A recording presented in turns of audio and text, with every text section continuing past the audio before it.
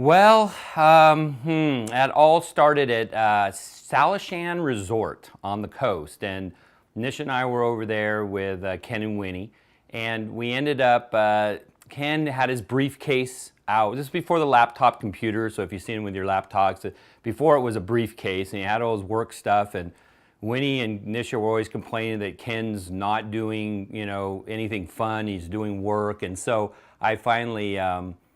Nisha finally talked me into taking Ken out, saying, why don't you take him out golfing and teach him how to golf and go to the driving range. So I did, and we went out there, and boy, I tell you what, quite an experience. Ken pretty much did everything to a golf ball that you could do. I mean, he sliced it, he hooked it, he chunked it, he thinned it. He chili dipped it. I mean, everything. In about 25 minutes, he threw his clubs down and walked out, stomped off the driving range. And I went back to our condo, and Nisha and I said, I think Ken may need to take up checkers when it comes to retirement, because I don't think golf is his game.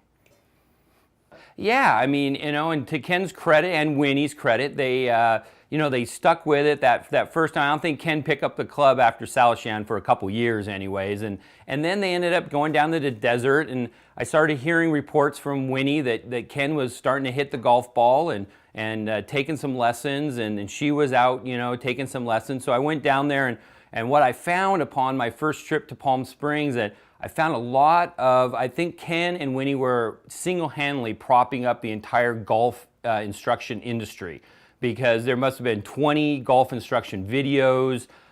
Every contraption known to man to help your golf swing was in their living room, and so they worked very hard, and that's one thing I really admire about both of them, taking up the game later in life, and really working hard at it. And some people say you got to hit about 10,000 golf balls before you're any good, and maybe Winnie hit 8,000 and Ken hit 12. But I think it's a tribute to both of them that they're such good golfers now after getting such a late start. Well, from the beginning, I remember buying their first golf clubs down in Palm Springs, and from the beginning it was a little bit different. With Ken, it was just trying to buy the most technology for the money. So I just looked at the most expensive golf clubs I could possibly find, thinking that they're going to give him the most help.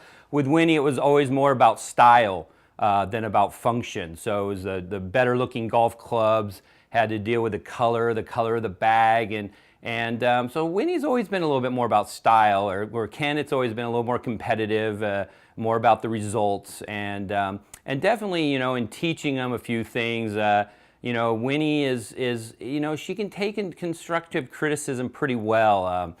Ken, sometimes you got to be careful. I don't want to, cut Nish out of the inheritance or anything by saying something wrong to Ken that, I might criticize his swing a little bit. We tee off on the first hole, and the second shot's a long carry over water. And he pulls another ball out of his pocket and puts it down on the ground. And I said, Ken, what are you doing? He said, oh, that's a bad ball, so I'm hitting it over the water. If I lose it, I don't lose a good ball. And I said, oh, come on, Ken, you've been taking lessons. I said, let me see your practice swing. Go ahead and take a practice swing. Ken took his practice swing. I said, go ahead and put that bad ball back down there. I messed up that story. He takes his practice swing, and I took one look, and I said, go ahead and put that good ball back down on the ground. I can't do the punchline. It's driving me crazy. I've told that story 100 times, and I can't do it under the pressure of the camera. Doggone. Well, I think that's what I said earlier. It's really impressive to see Ken and Winnie play so well and continue to improve, even recently. And, Ken and I have, getting to the point where, he wants to beat me, and I understand that. We've played a lot of golf, and unfortunately for him, he hasn't been able to get me, but we played the other day here at Centennial, and he just, played great. I was playing really well, and there was Ken just right on me, and, we're basically tied after 9 holes, and we continue to play, and we get down to the last hole, and he's up by a stroke going to the last hole, and I can literally feel the pressure resonating from him. He knows what's coming. It's like someone pitching a no-hitter. You can't talk to the guy.